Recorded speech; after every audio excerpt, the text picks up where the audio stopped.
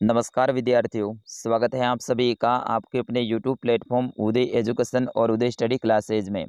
विद्यार्थियों, आज के इस वीडियो में अपन डिस्कस करने वाले हैं वार्षिक परीक्षा सत्र 2023 की दृष्टि से इम्पोर्टेंट कक्षा 7 के हिंदी विषय के पेपर के बारे में, जिसको लेकर लगातार आप सभी विद्यार्थी कमेंट कर रहे थे कि सर हमारा वार्षिक परीक्षा बिल्कुल नज़दीक में है और आप हमारे लिए हिंदी का पेपर लेके आएँ। तो बिल्कुल आप सभी की डिमांड को ध्यान में रखते हुए मैं आपके लिए आज वेरी मोस्ट इम्पोर्टेंट हिंदी का पेपर लेके आया हूँ, जो कि आपके लिए उत्तर सहित लेके आया हूँ। यानी सारे प्रश्न इम्पोर्टेंट रहेंगे और साथ ही सारे प्रश्नों को मैं याद करवाने वाला हूँ आपको आज। तो आपसे निवेदन रहेगा, वीडियो को अंत तक देखिएगा, वीडियो को लाइक कर दीजिएगा।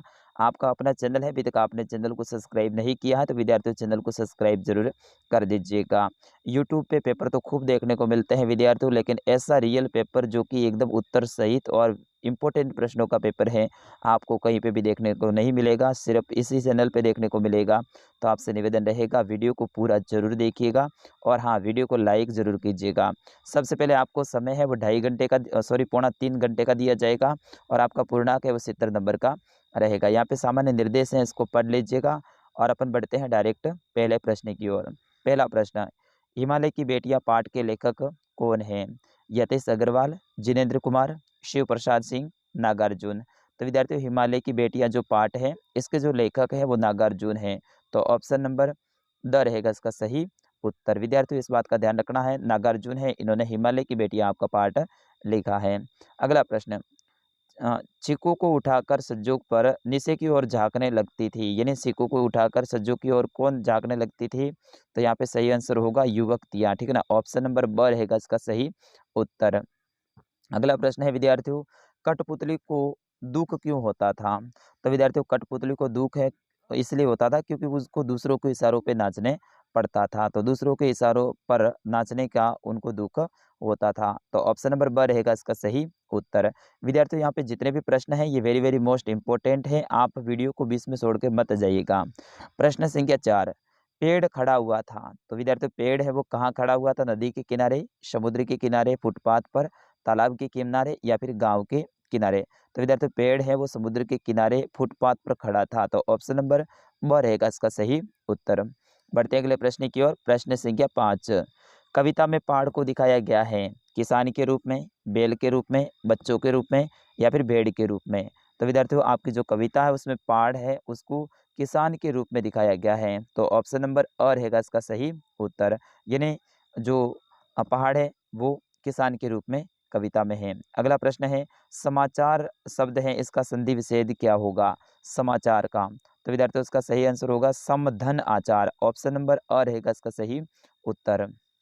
अगला प्रश्न है प्रश्न संख्या 7, मान शब्द में कौन सा उपसर्ग जोड़ने पर इसका अर्थ है वो घमंड हो जाता है?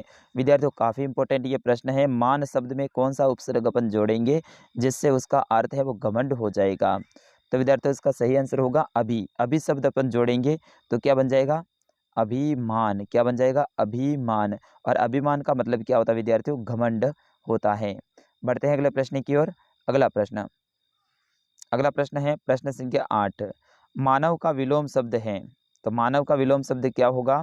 तो विद्यार्थियों, इसका सही आंसर होगा मानव का विलोम है वो दानव होगा, ऑप्शन नंबर स रहेगा इसका सही उत्तर। बढ़ते हैं अगले प्रश्न की ओर। प्रश्न संख्या 9, ये है आपके रिक्त स्थान की पूर्ति कीजिए, यानी खाली जगह से संबंधित। इसकी पहली खाली जगह देखिए, रास्तों में खाली जगह सूख गया था, क्या कीचड़ सूखा था या फिर पानी? तो विद्यार्थियों, इसका सही आंसर होगा रास्तों में है वो कीचड़ सूख गया था, तो यहाँ पे कीचड़ हो जाएगा। उसी तरह से ख देखिए, मैंने उसकी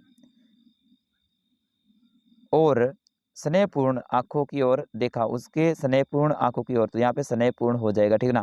उसी तरह से ग देखिए, हिमालय की गोद में खाली जगह बनकर ये कैसे खेला करती हैं? तो कौन? बच्चियाँ, इसमें आपका बच्चियाँ हो जाएगा। और अंतिम खाली जगह है कि रोहिणी उठकर अपने पति विजय बाबू के पास में गई, तो यहाँ पे पति आ जाएगा, ठीक है ना। तो विद्यार्थियों, ये थे आपके रिक्त स्थान से संबंधित प्रश्न। फिर उसके बाद में अगला प्रश्न है वो है आपका प्रश्न संख्या 10, निम्न प्रश्नों का उत्तर एक पंक्ति में दीजिए, यानी एक लाइन में दीजिए। तो पहला प्रश्न है इसमें कि घोंसला ना मिलने पर पक्षी कैसे खुश रहेंगे, यानी पक्षियों को घोंसला नहीं मिलेगा तो वो कैसे खुश रहेंगे? तो विद्यार्थियों, उसका सही आंसर होगा घोंसला न मिलने पर पक्षी ऊंची उड़ान भरकर खुश रहेंगे, यानी खुले आकाश में खुले गगन में वो ऊंचे उड़ेंगे तो भी वो खुश रह जाएंगे। विद्यार्थियों याद हो गया ना। अगला प्रश्न देखिए, लेखक के घर की खिड़की पर कौन आकर बैठ गया था? तो विद्यार्थियों लेखक के घर की खिड़की पर एक कौवा आकर बैठ गया था। अगला देखिए, नदियाँ दूर से देखने पर कैसी प्रतीत होती हैं? तो विद्यार्थियों नदियाँ दूर से देखने पर संभ्रात महिला की भांति प्रतीत होती हैं। कैसे प्रतीत होती हैं? संभ्रात महिला की भांति प्रतीत होती हैं। अगला प्रश्न देखिए, प्रश्न संख्या ग, कठपुतली किन्हें तोड़ देने का आग्रह करती है? तो विद्यार्थियों इसका सही आंसर होगा, कठपुतली अपने आगे पीछे बंधे धागों को तोड़ देने का आग्रह करती हैं। किसे तोड़ने का करती हैं? धागों को तोड़ने का करती हैं विद्यार्थियों। बढ़ते हैं अगले प्रश्न की ओर। प्रश्न संख्या 11, निम्नलिखित में से किन्हीं 3 प्रश्नों के उत्तर दीजिए। यानी आगे 4 प्रश्न आएंगे, उनमें से 3 प्रश्नों के उत्तर आपको देने हैं और प्रत्येक प्रश्न है वो आपके 3 नंबर का रहेगा। इसमें देखिए पहला, खून को भानुमति का पिटारा क्यों कहा जाता है?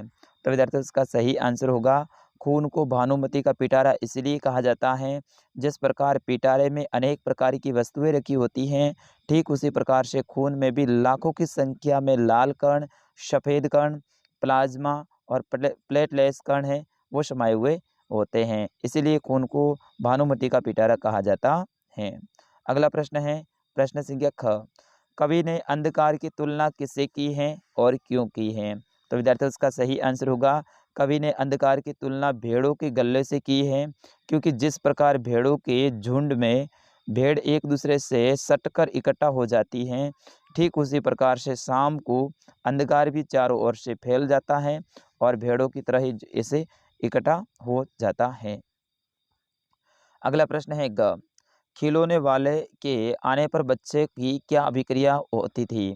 तो विद्यार्थियों इसका सही आंसर होगा, खिलौने वाले की मधुर और सुरीली आवाज़ सुनकर बच्चों में हलचल मच जाती थी और वे अपने खेलों को छोड़कर घरों, गलियां और उद्यानों से उसके पास में खींचे चले आते थे। इस हड़बड़ी में किसी की टोपी गिर जाती थी तो किसी के जूते उद्यान में ही छूट जाते थे। तो विद्यार्थियों ये प्रश्न वेरी वेरी मोस्ट इंपॉर्टेंट है, आपके वार्षिक परीक्षा में पक्का आएगा।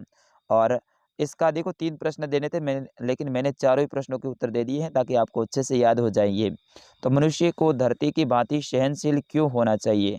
तो विद्यार्थियों इसका सही आंसर होगा, मनुष्य को धरती की भांति सहनशील होना चाहिए, क्योंकि वह भी धरती की तरह ही सुख और दुख को समान रूप से सहन कर सके, अर्थात उसे स्वीकार कर सके। इसीलिए मनुष्य को भी धरती की भांति सहनशील होना चाहिए।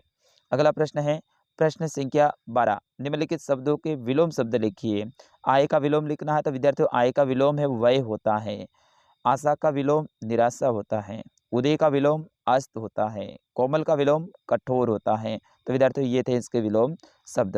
अगला प्रश्न है प्रश्न संख्या 14, निम्नलिखित पद्यांश की सप्रसंग व्याख्या कीजिए। ये पद्यांश है, ये आपके एग्जाम में पक्का आएगा और वेरी वेरी मोस्ट इंपॉर्टेंट है, इनकी व्याख्या करनी है आपको, ठीक है ना। बढ़ते हैं अगले प्रश्न की ओर। प्रश्न संख्या 15, निम्नलिखित गद्यांश को पढ़कर नीचे दिए गए प्रश्नों के उत्तर लिखिए।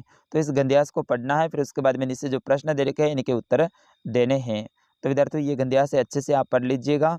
मैं डायरेक्ट ही उत्तर देता हूँ। ये गद्यांश किस पाठ से लिया गया है और पाठ व लेखक का नाम बताइए। तो विद्यार्थियों ये गद्यांश है चिड़िया की बच्ची पाठ से लिया गया है और इनके लेखक है वो जिनेंद्र कुमार हैं।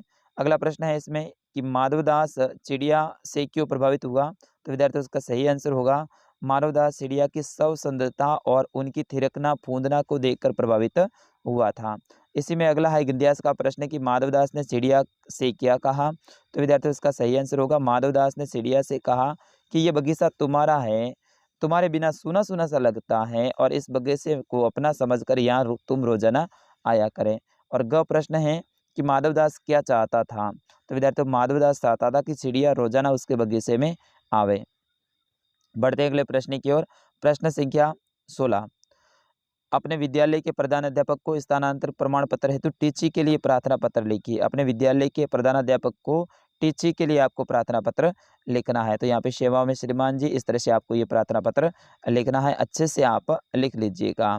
फिर उसके बाद में लास्ट प्रश्न रहेगा, किसी एक विषय के ऊपर आपको 250 शब्दों में या 200 शब्दों में आपको निबंध लिखना है। होली के ऊपर, मेरा प्रिय खेल, कोरोना वायरस, या फिर मेरा विद्यालय, या फिर मेरा प्रिय शिक्षक। तो विद्यार्थियों इनमें से होली के ऊपर, मेरा प्रिय खेल, और मेरे विद्यालय के ऊपर आप निबंध याद करके जाइएगा और यहाँ से आपको है ना 7-8 नंबर मिलने वाले हैं। तो विद्यार्थियों ये था कक्षा 7 का हिंदी विषय का पेपर, जो कि मैंने पूरा का पूरा फुल सॉल्यूशन के साथ में आपको हल करवाया है।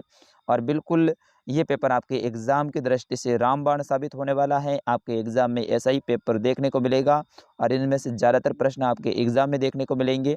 विद्यार्थियों कक्षा 7 के सारे विषय के पेपर डाउनलोड करने के लिए आप हमारी वेबसाइट पर जा सकते हैं।